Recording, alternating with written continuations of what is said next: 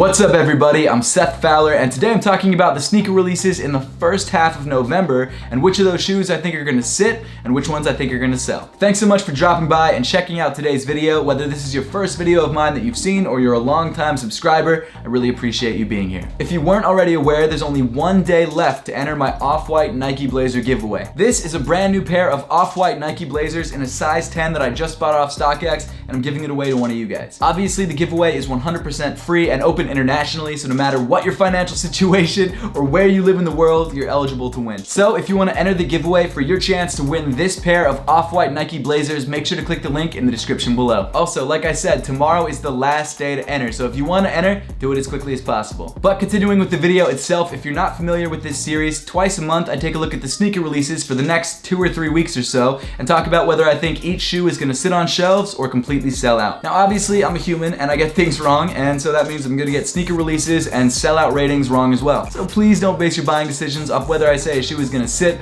or whether it's gonna sell. Buy a shoe because you like it and not because some random dude on the internet told you to. Also keep in mind that new shoes are announced all the time and sneaker release dates change. So if you want a particular pair of sneakers, make sure to stay up to date on the current information about that shoe's release date. But with that disclaimer out of the way, let's jump right into the list. So as you probably would expect, releases do start on November 1st. And starting off those releases, we've got the KD11 Chinese Zodiac. Not to be too harsh about this sneaker, but I think it's kind of an uninteresting colorway on a pretty uninteresting shoe. So it's not something that I'm personally gonna be going for, and I don't think anyone else will really be going for this sneaker either. So for that reason, I'm gonna give it a sit.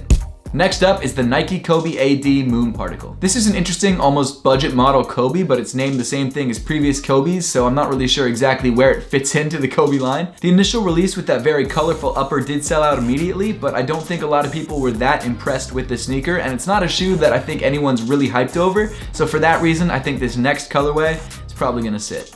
Following that up is the Nike PG 2.5 Fighter Jet. It's fine. This shoe is a very gray sneaker with a heavy fighter jet inspiration. It's got very small green accents throughout if you like that sort of thing, and overall it's not a bad looking shoe, but it's not that interesting either. So with that in mind, I'm gonna give the shoe a sit.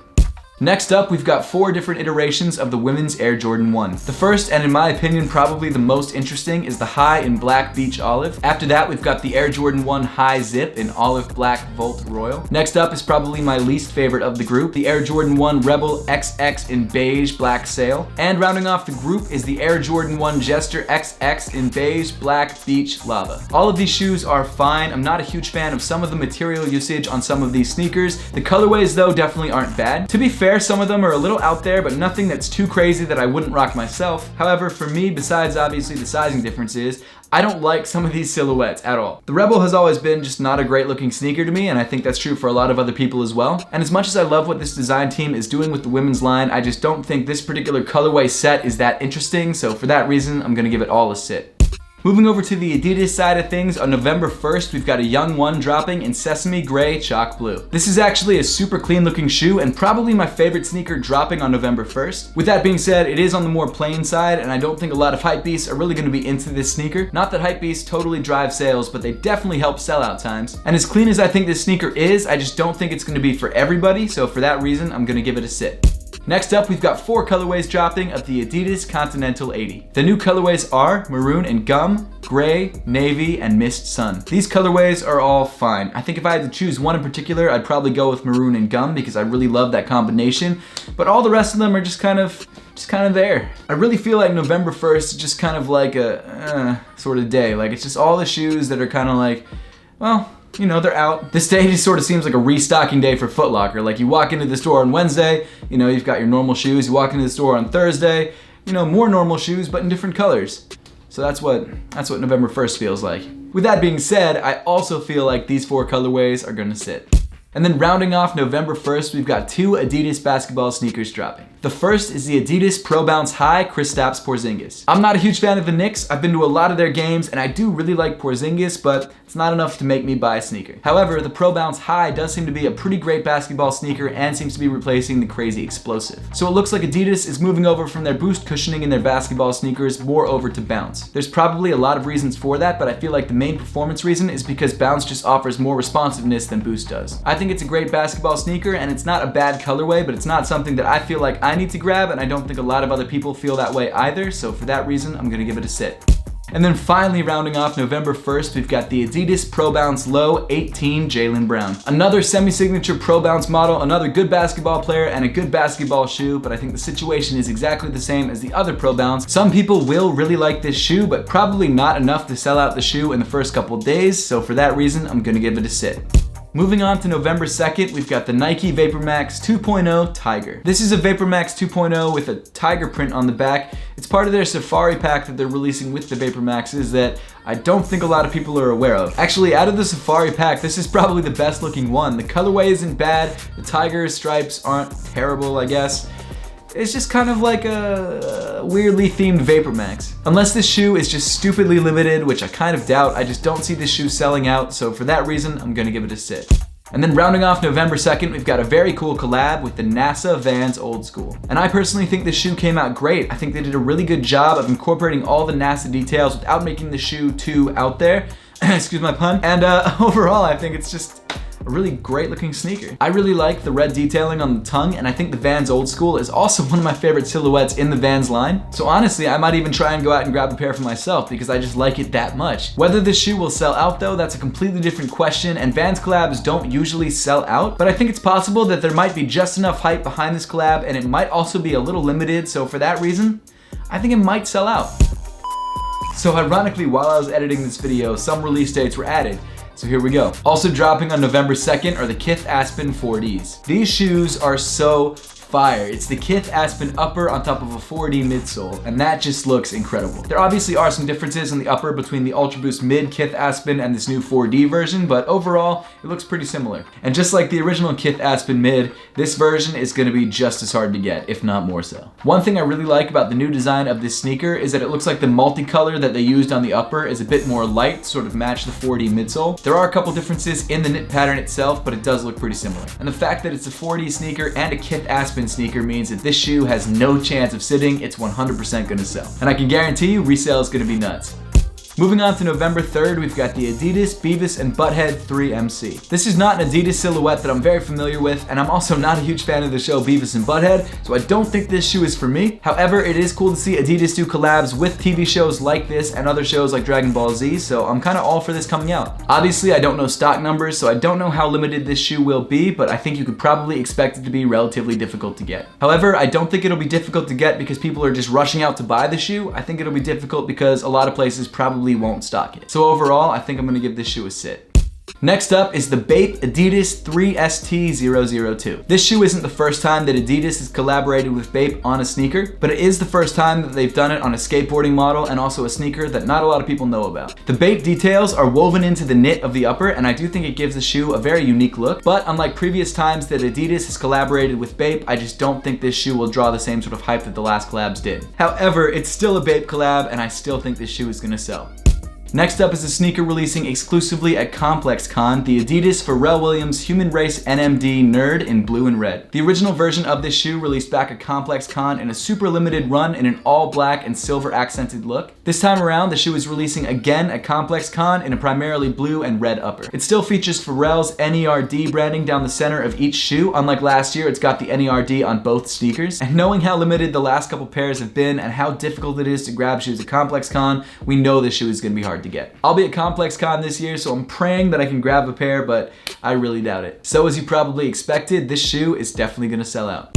Moving over to the Nike side, we've got the Air Jordan 5 Satin. This is a shoe that I just reviewed yesterday, so if you haven't checked out that video, make sure to click the link at the top of the screen. And honestly, this is one of my favorite Air Jordan 5s to release in a very long time. When leaked images of the shoe first came out, I really thought that it was gonna be super limited and super difficult to get. But as you can see in places like StockX, which you can also check out by clicking the link in the description below, pre-release resale prices are hovering around retail, which is kind of crazy. So initially, because they used a premium treatment on the upper and I thought it was gonna be a lot more limited than it actually is, I would have given this shoe a sell. But after checking the numbers on StockX, I don't think it's gonna be a very hard sneaker to get, so unfortunately, I think I'm gonna have to give this shoe a sit.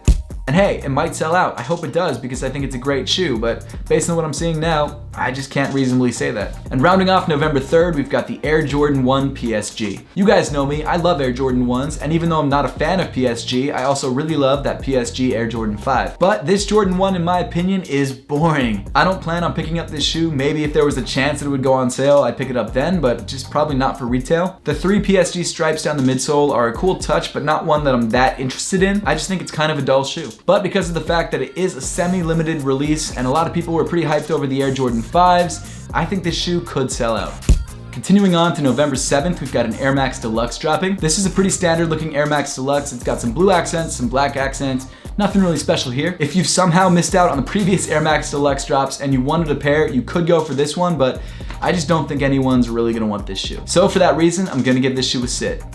And then rounding off November 7th, we've got our first Parley release in a long time, the Parley Adidas NMD R1 STLT. The Parley is collaborating with Adidas to actually use ocean plastic to create some of their newer sneakers. This is such an awesome way to chip away at a huge environmental problem that we have. Parley takes all this ocean plastic, converts it into usable plastic, and Adidas actually knits that into the upper of their sneakers. So huge kudos to them for doing something about this problem. I think it's awesome. As much as I wish this shoe would sell out, I just don't see it doing that, so for that reason, I'm gonna have to give it a sit. I saw a tweet that said that the Zebra Yeezy Boost 350 V2s were re-releasing on November 9th. So I'm actually adding that into the video because even though it's not like a first time release, obviously, it was tweeted by Finish Line and Champs. They are re-releasing for the 3rd or maybe 4th time. Up until very recently, Yeezy releases were pretty much always guaranteed to sell out. However, as we've started to see with some of the more recent Yeezy releases, like some of the Yeezy 500s and even these 700s that just dropped this weekend, sometimes they stick around for a day or two. With that being said, even though there's a lot of pairs of Zebras being released, it's still one of the more iconic Yeezy Boost 350 V2s, and so for that reason, I just don't see this shoe sitting anywhere, so I'm definitely gonna give this shoe a sell. Moving on to November 10th, we've got a pretty cool release that was just announced, the Adidas Kinfolk Ultra Boost. This is a super cool take on the Adidas Ultra Boost, and I really love what Kinfolk and Adidas have done on this consortium release. I love the blue hue of the sneaker, I love the premium heel counter, I love the knit detailing. Everything about this sneaker, in my opinion, is dope. Like I've said many times before, if this shoe had released years ago, it probably would have resold for crazy money, but now that it's releasing when Ultra Boosts aren't as hot as they used to be, I still think it will sell, but I just don't think resale is gonna be that crazy. So with that being said, I'm gonna give this shoe a sell.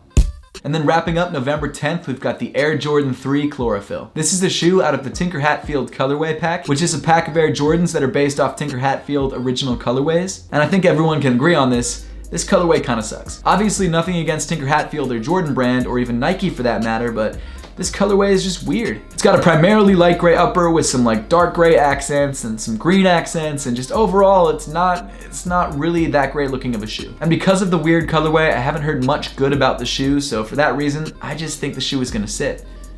And finally, rounding off the first half of the month, on November 11th, we've got the Air Max 95 in Black Volt Gray. This isn't the OG Air Max 95 colorway, it's sort of a weird take on it, and because of that, I don't think as many people will be interested in the sneaker. Don't get me wrong, it's not a bad looking sneaker, I just don't think it's anything that special. And for that reason, I'm gonna have to give this shoe a sit.